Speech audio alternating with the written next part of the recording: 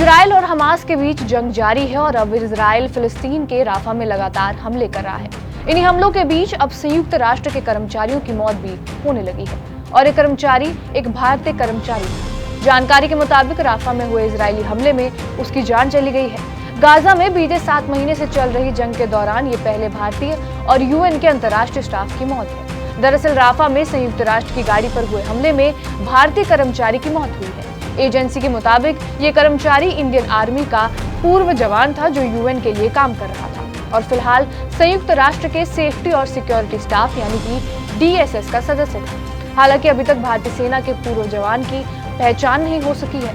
संयुक्त राष्ट्र के महासचिव एंटोनियो गुटेरेस ने भी इस पर दुख जताया है। यूएन ने कहा कि गाजा में मरने वालों का आंकड़ा लगातार बढ़ता जा रहा है और इसमें सिर्फ नागरिक ही नहीं शामिल है बल्कि वो लोग भी हैं जो मानवता के नाते सेवा करने के लिए वहां पहुंचे हैं। और ऐसी स्थिति में गाजा में युद्ध विराम और बंधकों को मुक्त कराना बेहद जरूरी है। गुटेरेस ने यह भी बताया कि यूएन के 190 से ज्यादा कर्मचारी गाजा में मारे गए हैं। ऐसे में मानवीय कार्यकर्ताओं की सुरक्षा की जानी चाहिए और इसके साथ साथ उनके ट्विटर पोस्ट के जरिए उन्होंने ये भी कहा कि मैं संयुक्त राष्ट्र कर्मियों पर सभी हमलों की निंदा करता हूं और तत्काल की अपील को दोहराता हूं। एंटोनियो गुटेरेस के प्रवक्ता फरहान हक ने बताया, हम संबंधित सरकारों और संबंधित परिवार के सदस्यों को सूचित करने की प्रक्रिया में हैं, इसलिए कोई नाम या राष्ट्रीयता साझा नहीं की जाएगी। एक प्रेस ब्रीफिंग के दौरान जब फरहान हक से ये पूछा गया कि संयुक्त राष्ट्र की गाड़ी पर हमला कैसे हुआ तो उन्होंने बताया कि संयुक्त राष्ट्र के वो कर्मचारी राफा के यूरोपियन अस्पताल जा रहे थे ताकि वो सुरक्षा से जुड़े नियमों का जायजा ले सकें। लेकिन इसी दौरान गाड़ी पर हमला हुआ जिसमें एक भारतीय के साथ एक और शख्स की भी मौत हो गई।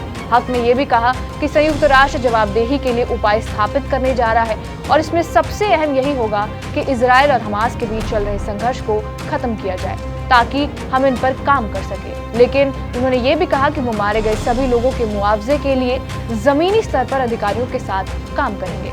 हालांकि यूएन की तरफ से ये साफ नहीं हो पाया है कि क्या ये गाड़ी काफिले के साथ अस्पताल जा रही थी। हालांकि हक ने ये जरूर कहा है कि उन्हें लगता है कि ये गाड़ी काफिले के साथ थी और तब इस पर हमला हुआ था। इसके अलावा विश्व स्वास्थ्य संगठन यानी WHO के महानिदेशक टेड्रोस अधनोम घेब्रेयेसस ने एक्स पर एक पोस्ट में कहा कि गाजा में संयुक्त राष्ट्र के एक मानवीय कार्यकर्ता की मौत और एक अन्य के घायल होने के बारे में जानकर हम बहुत दुखी हैं। इस युद्ध की कीमत बहुत सारे नागरिकों और मानवीय जीवनों ने चुकाई है। युद्ध विराम करें और शांति की दिशा में काम करें, WHO प्रमुख ने ये कहा।